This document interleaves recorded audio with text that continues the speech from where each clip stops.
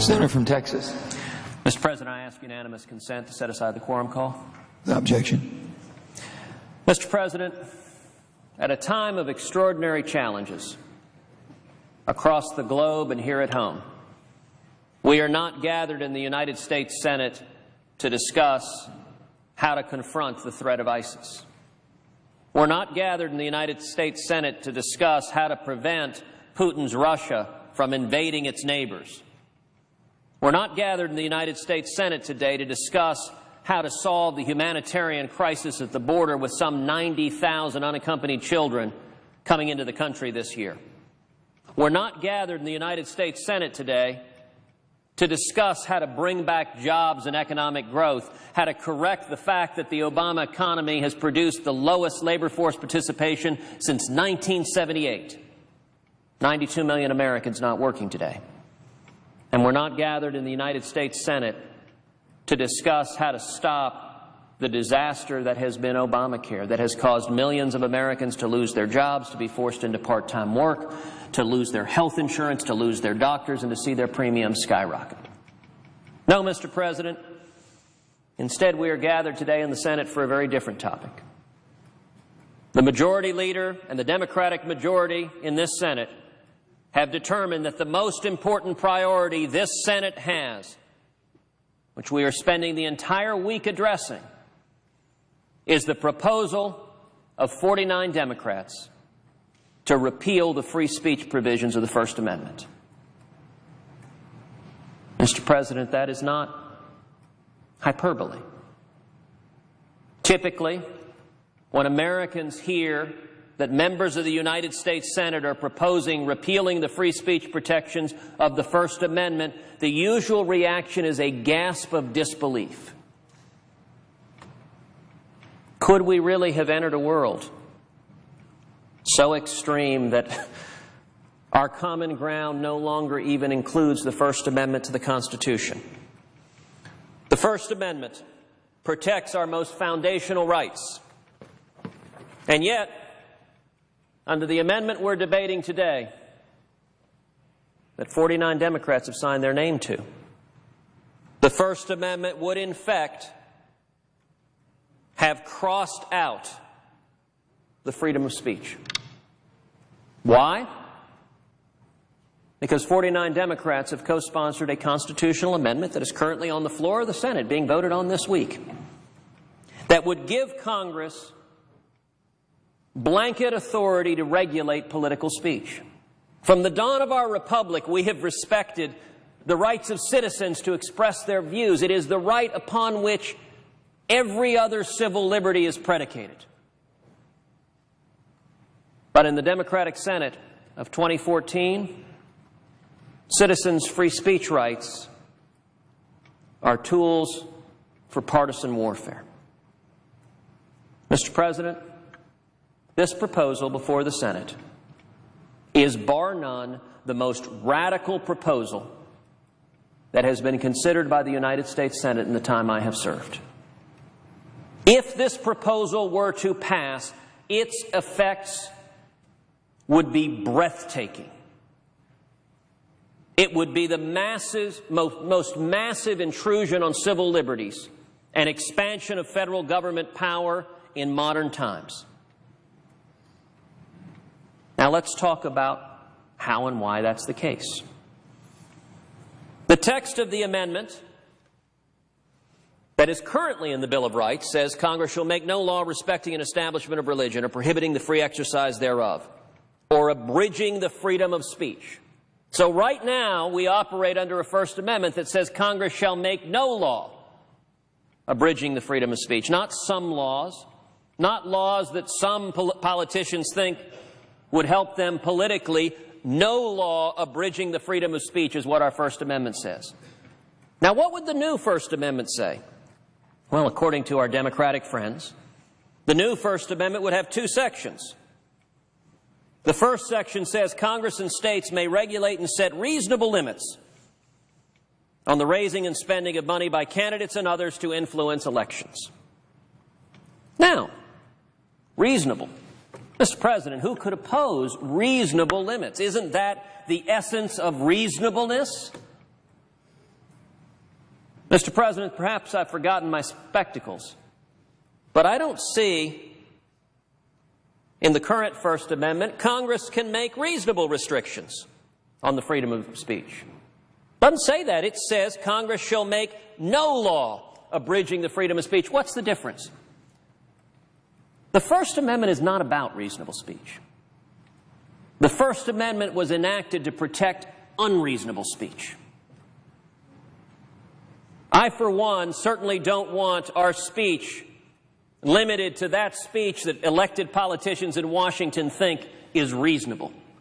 There was a time this body thought the Alien and Sedition Acts prohibiting criticizing the government were reasonable.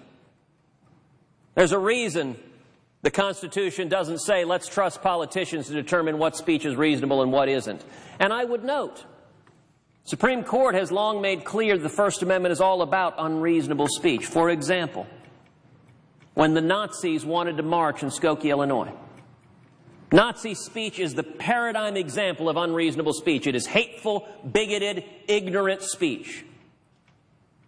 And the Supreme Court said the Nazis have a constitutional right to march down the street in Skokie, Illinois with their hateful, bigoted, ignorant speech. Now, every one of us then has a moral obligation to condemn it as hateful and bigoted and ignorant. But the First Amendment is all about saying government doesn't get to decide what you say is reasonable and what you say is not.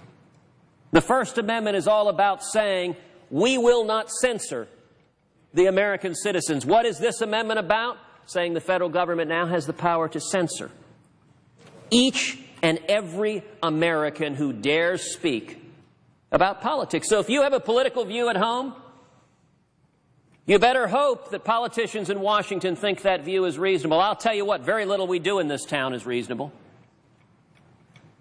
The idea that elected politicians would seek to arrogate power to themselves to censor the citizens is anathema to who we are as a country.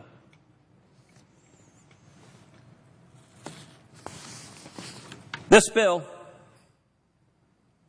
if adopted, raises three simple questions, questions that I raised at 3 hearings in the Judiciary Committee and in the Constitution Subcommittee. I'm the ranking member on the Constitution Subcommittee of the Senate Judiciary Committee. We've had extensive debates on this amendment. Mr. President, I want to pose 3 simple questions that I would ask every Democrat who's put his name to this, and I notice, sadly, my friend, the presiding officer, is one of them, but he didn't serve on the committee. So I would ask him to consider these questions, and I would hope every Democrat who's put his name to this, upon thinking about it, will have second thoughts and pull his name off. 3 questions that every one of us should ask. Number 1, should Congress have the authority, the constitutional authority, to ban movies? Number 2, should Congress have the constitutional authority to ban books? And number 3, should Congress have the constitutional authority to ban the NAACP from speaking about politics? Now, my answer to these 3 questions is unequivocally, unquestionably no. And yet, every single Democrat who has put his name on this amendment has no choice but answer yes to all 3 of these questions. Now, I posed these questions in the Constitution Subcommittee. When I posed them of the committee, the chairman of the committee, Senator Durbin, gavelled the hearing shut because he could not answer those questions. But at the full Judiciary Committee hearing, I was told by my Democratic friends, this is hyperbole. This is exaggeration. We don't intend to ban movies or books or the NAACP. Mr. President, my response in those hearings was that this is the United States Senate.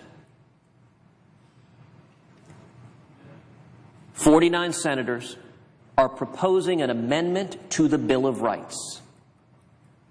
The inchoate intentions that may be buried in the hearts of each and every senator are utterly irrelevant to the question. The question is, what is the language that would be inserted into the Bill of Rights of our Constitution. So let's look to the language. Section 2 of this amendment says Congress and the states shall have the power to implement and enforce this article by appropriate legislation and may distinguish between natural persons and corporations or other artificial entities created by law, including by prohibiting such entities from spending money to influence elections. Now that is very specific language that would now become part of our Bill of Rights. And it is breathtaking, it is staggering in its scope. I want to take these one at a time because the Democrats, I am sure all 49 Democrats say, we don't intend to ban movies, books, or ban the NAACP. Well, let's look to the language you put your name to. Number one, let's start with movies. We've all heard a lot about the Citizens United case. In fact, we remember President Obama during the State of the Union hectoring the Supreme Court of the United States for the Citizens United case. You know, relatively few people know the facts that underlie the Citizens United case. The facts in those circumstances were a nonprofit corporation made a movie critical of Hillary Clinton. And for making a movie critical of Hillary Clinton, the Obama administration tried to impose massive fines on them. Citizens United, which President Obama and the Senate Democrats decry as the most pernicious thing in modern times, it seems, was all about the government trying to fine a movie maker for daring to make a movie about Hillary Clinton. Listen, let me be very clear. There are movie makers. Michael Moore's movies, I think, are complete nonsense. To quote the Bard, they are full of sound and fury, signifying nothing. And you know what, Mr. President? Michael Moore has a right to keep making those movies over and over and over again and spewing his nonsense as long as he likes. The First Amendment protects his right to be wrong. And as a simple legal matter, would this amendment give Congress the constitutional authority to ban movies? Well, Mr. President, Paramount Pictures is a corporation. Under the text of the amendment, what can Congress do to a corporation? It can prohibit, and that is the language in the amendment, it can prohibit the corporation from spending money to influence elections. So if a movie talks about politics, Congress can make it a criminal offense. Go down to Hollywood, take the producers, the directors, the actors, anyone involved in the movie, and put them in handcuffs. That's breathtaking. Now again, the Democratic senators say, we don't intend to do that. Then why did you submit a constitutional amendment to the Bill of Rights that says Congress can prohibit Paramount Pictures from speaking about politics? That means Congress can ban movies. How about the second question? Should Congress be able to ban books? Now that is an extreme question by anyone's measure, and surely nobody in Washington is talking about banning books. Well, if you assumed that, your assumption would be wrong. Indeed, during the oral argument in Citizens United, the Supreme Court asked the Obama administration, your position is that under the Constitution, the sale for the book itself could be prohibited. The answer from the Obama administration, yes, if the book contained the functional equivalent of express advocacy. The Obama administration went in front of the Supreme Court and argued, we have the power to ban books. This is in the record.